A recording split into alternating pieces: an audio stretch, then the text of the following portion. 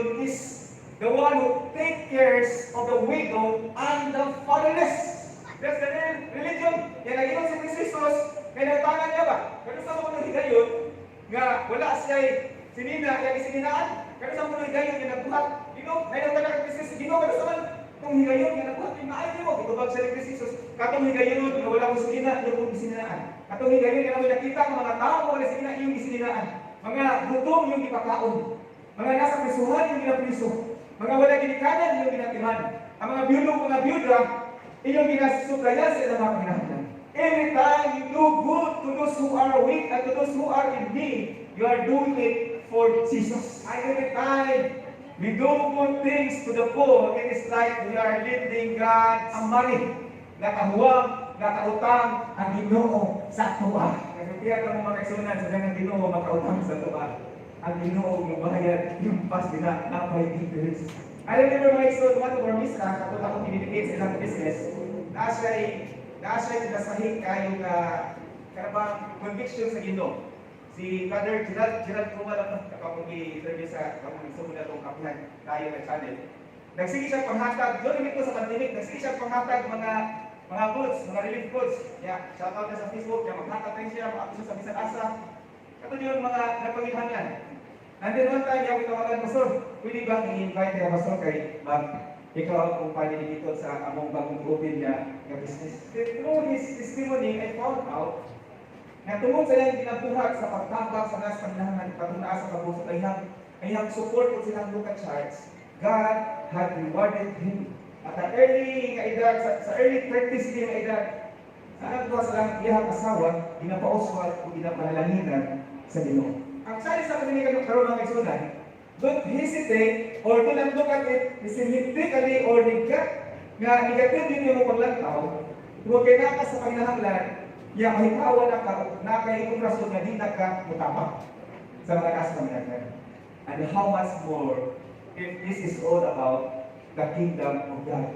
Give no reason to stretch out, to extend, and to offer for the kingdom of God. It's my prayer that you have get my point. In order to carry out a plan, it's going to cost money.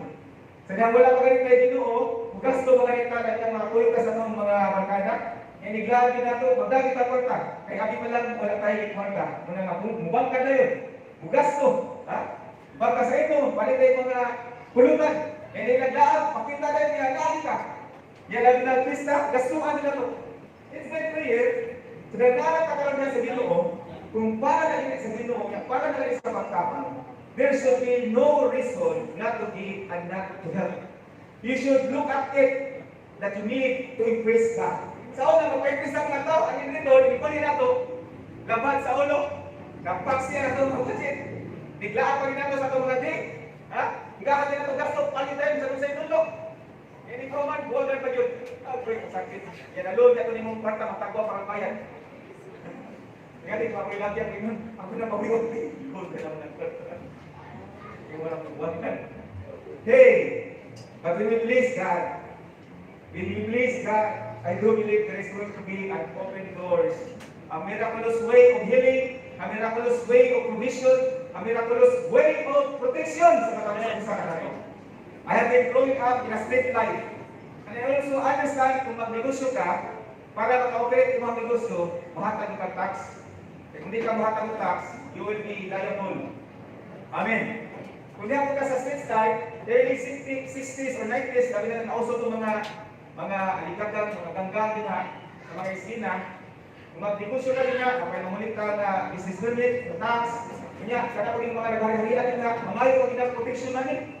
Kung di ka maghatag, mamiligro ay mga negosyo, mga balituan, hatag ka nita. Pero mga kita, padahin ka mo ka, ay tatama ka naman, aron ka maka-operate. Now, as Christians, naging ka na Biblia mga kaisunan, hindi tayo mahalok sa mga tao na makapatay sa ulod ng kundi atong mabukan, ang Ginoo nga makapatay sa ulod ng lawas na dinanito, silutan kita sa internet. What's my point? It's my prayer we can understand the importance of living and applying the principles biblical principles about our finances, especially on our tithes and offering. But this morning, I will just really focus talking about offering. Pwede ko mga kaigsunan, nga mga wali, daghang mga sermon, mahitungod sa pag-tithes, matagdulig ko. Kaya dili ko ganahan, kung hindi mo matag-tithes, hindi ko panalanginan. Because it's a personal experience. Kung di na mo ma-personal experience, hindi ka makakonvert sa Ginoo, hindi ka mahatag. Kaya dili ko bayo ka, sige ka ikon lang, di ka palingan sa Ginoo, kaya di ka matag-tithes. Pati kung panalanginan ka sa Ginoo, kaya kumihanan. Di ba? Pero di niya makita, ang itong mga ubang mga mahitabo, nahitabo na nito, iwan na siya protection sa Ginoo. Nausahay, ang mga sakit, ang mga katalagman, ang mga pisti sa palibot niya, naghatag niya kahasol sa mga una. He's been financially blessed, and yet, huwag niya makita ang line size as in niya, muna rin ang atake sa yawa sa yaha, kasi tarong, nasa ilang kwarta, pero kasi tarong bong. Kaya magunaw na siya kanunay. Kapit ng tingin sa kapas ng mga isundan. First time na iyang kwarta na siya sa kamilyon, huwag niya dibako, kaya hamit siya, tulisot na bangko. Ang ito po, iya nagibutang siya malay, ilaw na siya katri. Kaya ito, iya rin siya kato, nagabuntag niya ng milyon, ihapon na po niya, kabot na 1 milyon. Kaya di siya manimba ngayon naman, kaya anak, nga drug dependent, karon ganito ang masusuod, nagsige siya muna-una, mas ikuhaan siya anak. Wait, ito, pastor. Kasi, kung sa diha ang believers ka, wala pa tayo Ginoo, nakasabot ka nining mga butana, and then mistake ko kay, how much more kung Kristohano na ta, kung niya gusto na itong pahimutan, dili ang mga tao, ang Ginoo na itong pahimutan, niya gusto na muhatag, araw madalagin na ta sa Ginoo, araw ng pinasahay ka, provision, protection, o kaayuhan sa itong palawas, ihatag sa tinod agay ng tinugdan na makahatag ni anak. It is up to us to give all of God's people to give to the Lord of what is rightfully His. But it is also up to me nga i-remind ko kamo. Do not look at me as kanabang pinapakonsensya mo.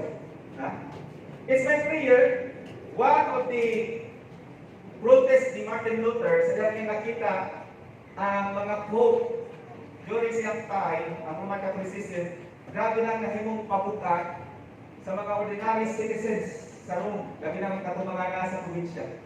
Ginabuhat kapunto sa Rome tungod sa ilang fundraising ang magtugod og dagong mga simbahan. Pumuto ang metabo, ang pagisa sa patay, nanay bayad, nanay kanang mga bulato sa simbahan nanay bayad, na ay special, ordinary o very special.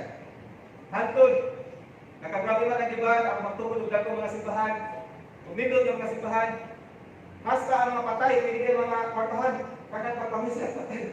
Pero nagkamo mga kaisanan, one of the protest ang sula of Martin Luther is sola scriptura, the word of God alone. Pulong ra gyud sa Ginoo, dili na to pwedeng dugangan or kuhaan, and then manipulate the people just in order to support or to give kung unsay proyekto or kung unsay gustong buhaton o kaputon sa simbahan.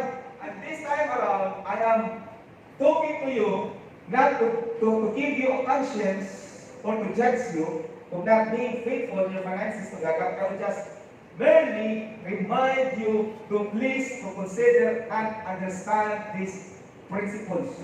Masyati ka, bayad ka, tax, buhat ka, business, private, parang padayon.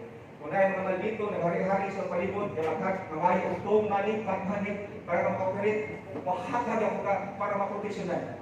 And remember this, we are a Christian, and we have a real God na nabaw ka sa gobyerno, nabaw ka ng mga naghari-hari sa akong palibot.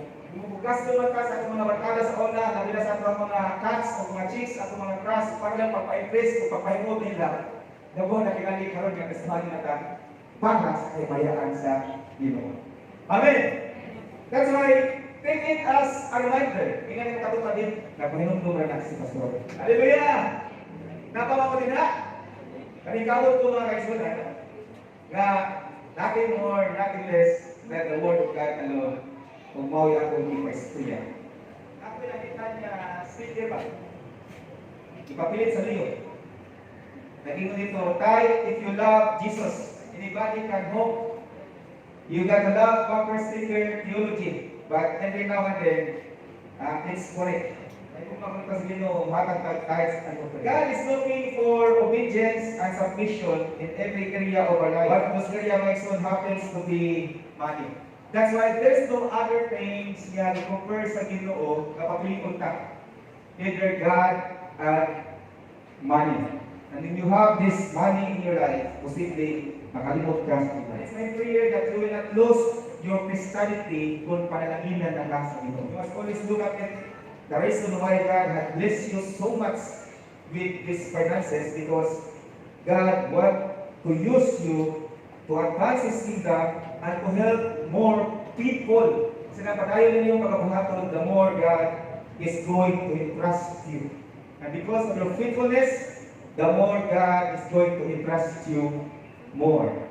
Amen. Ato nakita din mga isun, we have some 3 points. Number 1, the message was been delivered. In verse 2, masagin mo din na, baliw ko ako na. Speak to the people of Israel that they take for me a contribution. Kasi naka-version, ang butang ako na, offering ang gusto ka na nga sa King James Version. Really, contribution ako. Offering. Ang offering mo mas dito kay walay ka na ba set aside amount ba? Kung sa nagay makaya mo, yung sa gingo sa mga kasing-kasing, dili ka sa kayo tulog dako gamay. Hinebo mo lang yung sa mga kapasitan. God will really never require us of the things that we can afford, niya, wala po sa kung mapagpilong ka na wala, niya naati ay, ginuro mo binibaw na nga, tatawar ito si nga na sa butok si Sapira ba? Si Sapira yung Paris lagi? Ananias si Sapira? Pa-impress ba? Kaya balik lang yung ta, kaya ilang batang kalin sa antanan. Niya himan, magkakan ka, kayo bilong kasayang atin, kayo. Wala ka hatakan tanan. O, natuwa siya makapamakak sila sa kanan sa tao sa Ginoo. Pwede po tayo makapamakak sa tao. Iwato sa Ginoo, sa wala espiritu, di kita makapamakak. False impression na. Pagpahipot, hindi ka na ang resulta, ipatay sa Ginoo. Kasi ganyan ako sunod ni Ananias. There's no need to be hypocrite. There's no need to impress people. Kung di ka na ito ikaubaw, kung gamay na, importante, it's hard to live. Kaya kayo muna yung kapasidad.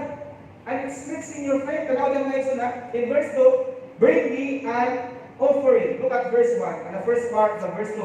God spoke to Moses, and Moses spoke to the people, meaning accused the preacher of always preaching and giving. May ba mo makaisulan? May ba mo gano'n nga panagsabi kong magbuhat, ginani ang lawali? Dumin ko ka doon. Dili man kaya ko na dumin ko nagkinani. And it's my prayer that hindi ko niyo ako sahat. Nga mo alam mo nga, kailan tayo yung pastor, ang hindi natin klawag tayo eh. And I just feel about there's a need to remind each one of us. Ako nakita ng opportunity, hindi ka pag-ibig, importante kayo.